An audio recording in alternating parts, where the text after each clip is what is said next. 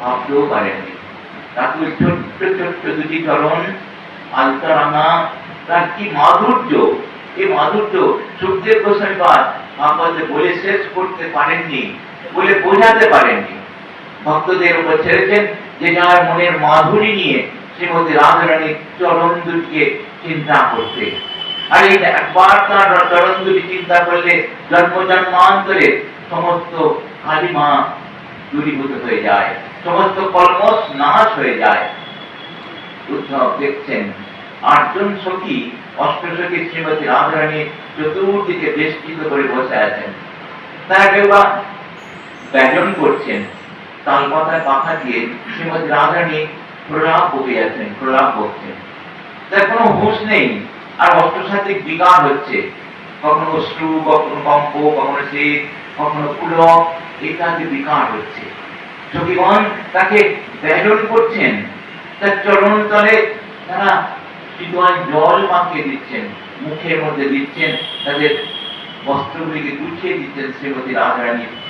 শ্রীমতী রাধারানী বলছে, সখী এ দেহ আর থাকবে না, এই দেহ যদি না থাকে ভালোই হবে। কেন ভালো হবে? এই দেহ না থাকলে, এই দেহটা পঞ্চভৌতিক দেহ একটু বলে। এবার তাত্ত্বিক কথা এসে গেল ভাগবতের। দেহটি পঞ্চভৌতিক, 5টি ভৌতিক পদার্থ দিয়ে তৈরি।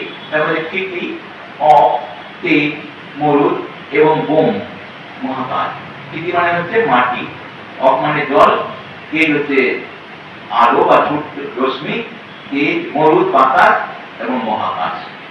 শরীর যখন চলে যায়, বিনষ্ট হয়, তখন এই 5টি দেহে, 5টি তত্ত্বের মধ্যেই শরীর বিলীন হয়ে যায়। যে কোনো বস্তু 5 তত্ত্বে বিলীন হয়। এই 5টি তত্ত্ব থেকেই জাত হয়, আবার এখানে বিলীন হয়। সত্যি আমি মরে গেলে আমার কি বাসনা জানিস? রাধারানী মুক্তি, বৈকুণ্ঠ কোনো কিছুই চাইছেন না।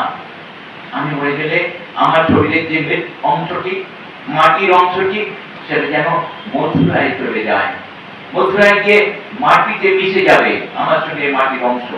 আর তিনি যখন চরণ স্থাপন করবেন, ধীর পদক্ষেপে গজেন্দ্র গমনে যাবেন তিনি, তখন আমার মৃত্তিকা হয়ে তার চরণ তলে স্পর্শ করে থাকবো। কি আকাঙ্ক্ষা! এমনটি আর কোথাও বর্ণনা নেই, কিভাবে বলা নেই ভক্তের এরূপ আকাঙ্ক্ষা। তাহলে কি হলো? জল যে সরোবরে তিনি নিত্য নিত্য স্নান করেন, নিত্য নিত্য অবগাহন করে স্নান করেন বা এমনি স্নান করেন, সেই জলে আমার জলের অংশ মিশে যাবে।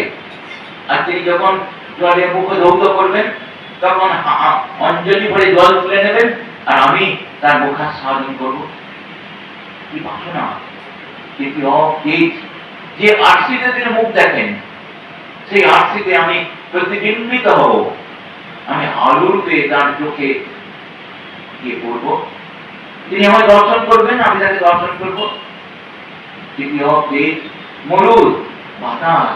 আমি নিকটবর্তী কোন বৃক্ষে বা তাল বৃক্ষে বা উঁচু কোন বৃক্ষে বাতাস সাথে লেগে থাকবো, আর আমি বাতাস হয়ে বয়ে যাব।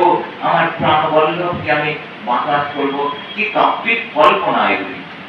কল্পনা নয়, বলছেন সুখদেব গোস্বামী পাদ, এগুলি কল্পনা নয় রাজা, এগুলি সব বাস্তব। শ্রীমতী রাধারানীর মতো এমন আর হতে পারে না। এমন ভগবত প্রেমী আর কৃষ্ণ প্রেমী, কৃষ্ণাস্বাদনকারী আর নেই জগতে। আর আমি মহাকাশ, আমার আকাশের অংশটুকু তিনি যে কক্ষের মধ্যে শয়ন করেন, সেই কক্ষে আমি আকাশ হয়ে থাকবো। এরূপ 5টি তার বাসনা, পঞ্চভৌতিক বাসনা তার হলো। হঠাৎই তিনি এরূপ ব্যাকুল হয়েছেন। ব্যাকুল হতে হতে হঠাৎই তিনি ভাবনেত্রে উদ্ধবকে দেখে ফেললেন। কিন্তু উদ্ধবকে দেখলেন কোন ব্যক্তি হিসেবে নয়, কোন মানুষ রাজপুরুষ হিসেবে নয়, তিনি দেখলেন একটি কালো ভ্রমর রূপে। বৈষ্ণব পণ্ডিতগণ, শাস্ত্রকারগণ ব্যাখ্যা করছেন, এই ভ্রমরকে তিনি দর্শন করলেন, ভ্রমর রূপে দর্শন করলেন। কেন? কোন পুরুষের মুখ তিনি কখনো দেখেননি, অন্য পুরুষের। কৃষ্ণ বিনা অন্য পুরুষের মুখ দর্শন করেননি তিনি। তাই মুখ দর্শন না করার জন্য তিনি ভ্রমর রূপে দর্শন করছেন উদ্ধবকে। উদ্ধব এসেছেন, তার চরণ তলে দাঁড়িয়েছেন। উদ্ধবকে বলছেন, ওরে ওরে ভ্রমর, ভ্রমর কালো, কৃষ্ণ কালো, নয়ন কালো, তাই কালোয় কালোয় মিশে গেল রাধারানীর জন্ম সব। ভ্রমরকে বলছেন তোরা ভ্রমর জাতি, তোরা